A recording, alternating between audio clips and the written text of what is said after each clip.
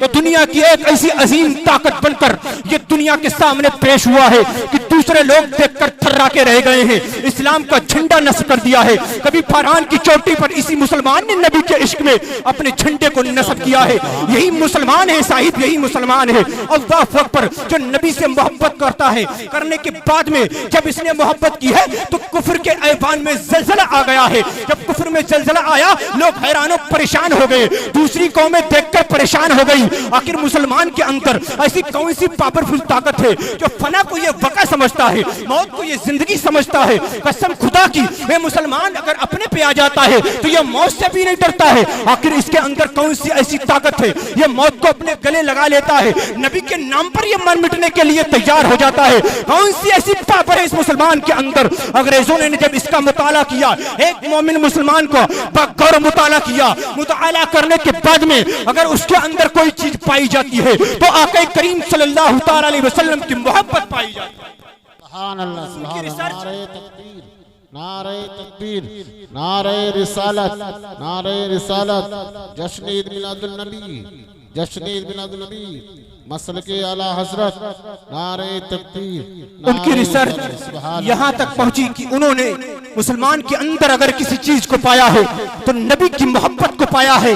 अब उन्होंने सोचा मुसलमान के अंदर नबी की मोहब्बत इस तरह से भरी हुई है, इस तरह से भरी हुई है कि ये नबी के नाम पर एक जुमला ये बर्दाश्त नहीं करते हैं, एक लफ्ज ये बर्दाश्त नहीं करते हैं। इस तरह से इनके दिल में नबी की मोहब्बत बसी और रची हुई है। नबी की शान में अगर गुस्ताखी हो तो ये चिल्ला उठते हैं, ये पुकार उठते हैं कि हर चीज हम बर्दाश्त करते हैं, लेकिन नबी की शान में गुस्ताखी बर्दाश्त नहीं कर सकते हैं। अल्लाहु अकबर। जब इतना उन्होंने देखा तो उन्होंने एक मंसूबा बनाया, एक मंसूबा बनाया कि किसी भी तरह से मुसलमान को अगर इसे कसीरे माल की दौलत से इसे हराया नहीं जा सकता है, फौजों की दौलत से इसे हराया नहीं जा सकता है। इसके सामने में कितने भी फौजें लाकर खड़ी कर दो, लेकिन मुसलमान अपनी पे आ जाए तो फौज के सामने टक्कर देता, शिकस्त देता हुआ नजर आता है नबी की मोहब्बत के जरिए। अल्लाहु अकबर। एक वाहिद तरीका है, इन मुसलमानों से अगर जीता जा सकता है तो मेरे पास में एक वाहिद तरीका है। वो तरीका यह है कि इनके दिलों से नबी की मोहब्बत को निकाल दिया जाए, इनके दिलों से नबी की मोहब्बत को बाहर कर दिया जाए। खुद ब खुद ये शिकस्त हो जाएंगे,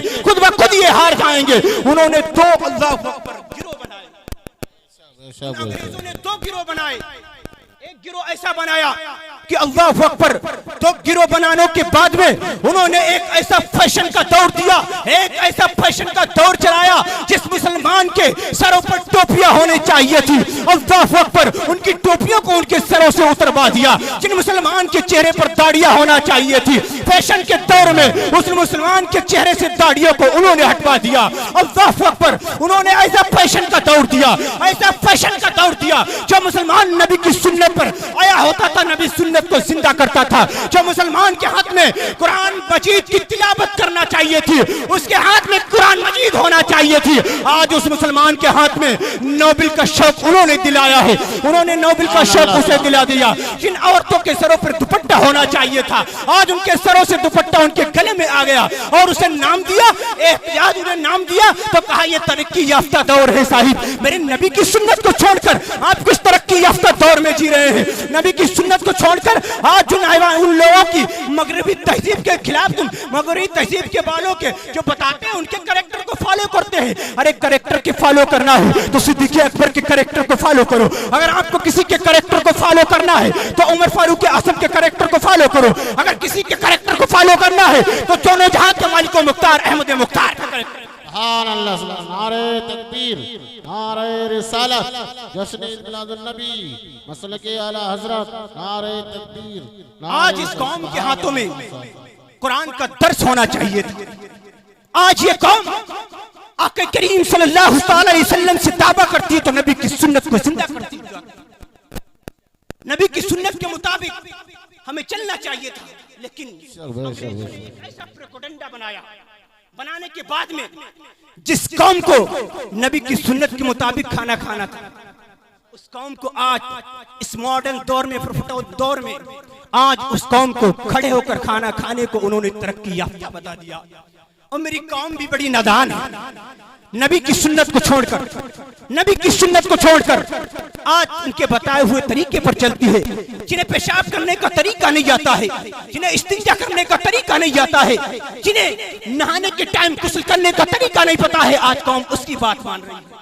अरे मेरे आका करीम सल्लल्लाहु ताला अलैहि वसल्लम ने जो बता दिया, देखिए आला हजरत इमाम अहमद रज़ा खान फाजिल बरेलवी अल्लाहु अकबर, अपनी जिंदगी अगर फाजिल बरेलवी ने कुछ किया है तो नबी की शान में कभी नाते लिखी है। अल्लाहु अकबर, कभी नबी पाक सल्लल्लाहु ताला अलैहि वसल्लम के तरीके पर चला तो देखने वाला यही कहता है आज दुनिया नबी की मोहब्बत में वो ऐसे आया हो गए कि दुनिया ने, आज पूरी दुनिया ने उन्हें आला हजरत इमाम अहमद रज़ा के नाम से जाना।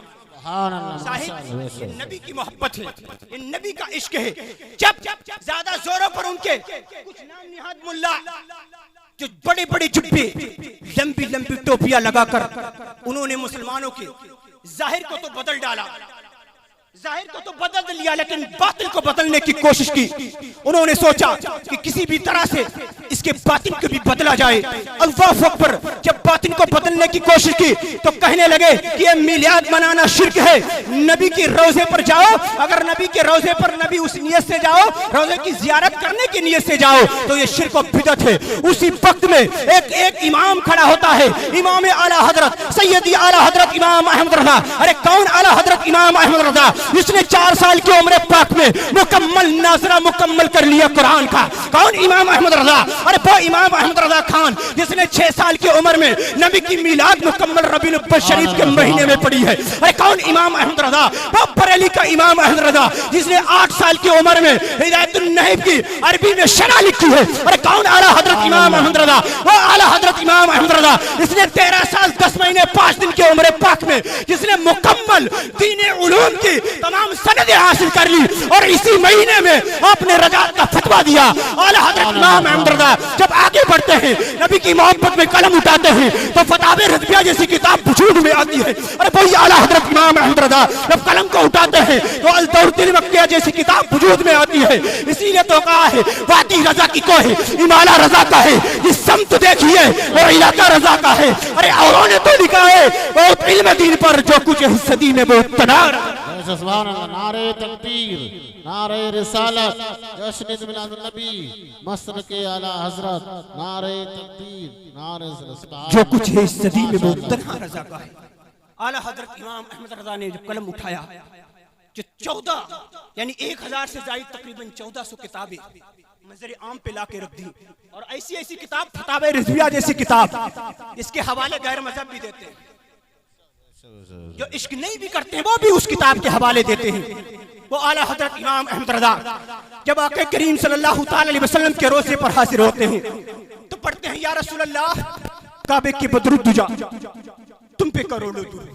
जब आला हजरत हिंदुस्तान की सरजमीन पर थे तब यहाँ से पढ़ा करते थे काबे की बदरुद दुजा तुम पे करोड़ों दुरूद, तैयबा के शम्स दुहा तुम पे करोड़ों दुरूद, शाफ़े रोज़ी जज़ा तुम पे करोड़ों दुरूद, दाफ़े जुमला बला तुम पे करोड़ों दुरूद। अब वही आला हजरत इमाम अहमद रज़ा अब हिंदुस्तान की धरती पर नहीं है, मेरे आका का रोज़ा सामने है। मेरे आका करीम सल्लल्लाहु ताला अलैहि वसल्लम के रोज़े के सामने इमाम अहमद रज़ा खान खड़े होकर पुकार करते हैं या रसूल अल्लाह मुस्तफ़ा जाने रहमत पे लाखों सलाम, शम्य बच में हिदायत पे लाखों सलाम, मुस्तफ़ा जाने रहमत पे लाखों सलाम, शम्य बच में हिदायत पे लाखों सलाम, शहयारे इरम ताजदार हरम नौबहार शफात। जब ये कहा कहने के बाद में अल्लाहु अकबर पच में आते हैं या रसूल अल्लाह मेरी दुआ भी कबूल नहीं हुई तो पुकार उठते हैं तेरे दर से यूं ही ख्वार फिरते हैं। तो आला हजरत इमाम अहमद रज़ा पुकार उठते हैं या रसूल अल्लाह तुझसे कुत्ते 1000 फिरते हैं। इतना कहना था आला हजरत इमाम अहमद रज़ा ने आलम बेदारी में मेरे आका करीम सल्लल्लाहु ताला अलैहि वसल्लम का दीदार हो जाता है।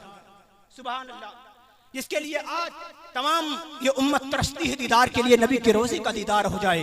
आला हजरत इमाम अहमद रज़ा को उस आका करीम सल्लल्लाहु ताला अलैहि वसल्लम का आलम बेदारी में दीदार हो जाता है। सुभान अल्लाह, तलब के या रसूल अल्लाह जब दीदार होता है अल्लाहु अकबर। इतना अदब सैयदों का आला हजरत इमाम अहमद रज़ा खान फाजिल बरेलवी किया करते थे। देखिए आला हजरत इमाम अहमद रज़ा खान साहब की एक बार किसी ने दावत की, जब पालकी उस वक्त चलती थी, पालकी में बैठकर आला हजरत इमाम अहमद रजा खान जा रहे थे। अल्लाहु अकबर। आज लोग कहते हैं आला हजरत को आला हजरत क्यों कहा जाता है?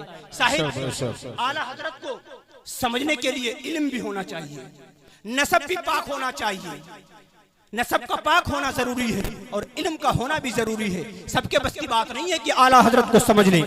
आला हजरत इमाम अहमद रजा खान पालकी में बैठकर जा रहे थे। कुछ दूरी पर जब आप पहुंचते, अल्लाहु अकबर, आप पालकी से उतरते हैं, आप इशारा करते हैं, हुक्म देते हैं, पालकी रुकती है, आप उतरते हैं। उतरने के बाद में कहते हैं कि जरा ये बताओ, तुम में से कोई सैयद है? क्या कहा? तुम में से कोई सैयद है? तब चारों लोग खड़े होते हैं। आला हजरत इमाम अहमद रजा के सामने खड़े होकर कहते हैं, एक उनमें सैयद था, वो अपने सर को नीचा करता है। आला हजरत इमाम अहमद रजा कहते हैं, आप बताएं आप सैयद हैं? वो कहता है, हाँ हजरत मैं सैयद हूँ। मामला ये है, मैं गरीबी का आलम यह था, मेरे पास कोई हुनर भी नहीं है, इसकी वजह से मैं कमा सकूं, मेरे पास कोई हुनर नहीं है, लेकिन मामला ये है, इसी वजह से मैं इनके पास आया और फिर इस काम में लग गया। अल्लाहु अकबर। आला हजरत इमाम अहमद रजा खान फाजिल बरेलवी पुकार उठते हैं, या रसूल अल्लाह, या रसूल अल्लाह। अल्लाहु अकबर। अरे मेरे आप ये बताएं पहले कि आप सैयद हैं, आपने मुझे बताया भी नहीं। मैं आला हजरत इमाम अहमद रजा पुकार उठते हैं, मैं नबी की आल के कंधों पर बैठकर जाऊं? अल्लाहु अकबर। आपके आंखों से आंसू गिरने लगते हैं, कहते हैं मुझे माफ फरमा दे, अगर आके करीम सल्लल्लाहु ताला अलैहि वसल्लम ने मुझसे सवाल कर दिया, इमाम अहमद रजा खान तू इसीलिए दुनिया में गया था, इमाम अहमद रजा खान तुम मेरी आल के कंधों पर बैठकर तूने सवारी की है, अल्लाहु अकबर, तो मैं नबी को क्या जवाब दूंगा? इसीलिए ये आप ये करें। उस सैयदजादे ने कहा, मैं आपको माफ करता हूँ। आला हजरत इमाम अहमद रजा रोने लगते हैं और कहते हैं, इस तरह से माफ नहीं किया जाता है, माफी तो अब इस तरह से होगी। आप पालकी में बैठे और दुनिया का अल्लाहु अकबर सबसे बड़ा आलिम, सबसे बड़ा मुफ्ती उस पालकी को अपने कंधे पर अल्लाहु अकबर रख के ले जाएगा, तब कफ्फारा अदा होगा, तब माफी होगी। आला हजरत तमाम दुनिया ने देखा, आला हजरत इमाम अहमद रजा ने उस पालकी को अपने कांधों पर रखा, सैयदजादे को उसके अंदर बिठाया, अल्लाहु अकबर, फिर लेके चल दिए। अल्लाहु अकबर। ये शान है आला हजरत इमाम अहमद रजा की। इस तरह से मोहब्बत आला हजरत इमाम अहमद रजा किया करते थे। इसीलिए तो किसी ने कहा है, सरवर कहूँ आला हजरत इमाम अहमद रजा, फिर पुकार उठते हैं कि सरवर कहूँ कि मालिको, मौला कहूँ तुझे, बागे खलील का गुले ज़ैबा कहूँ तुझे, लेकिन रजा ने खत्म सुकन इस पे कर दिया, खालिक का बंदा खल्क का।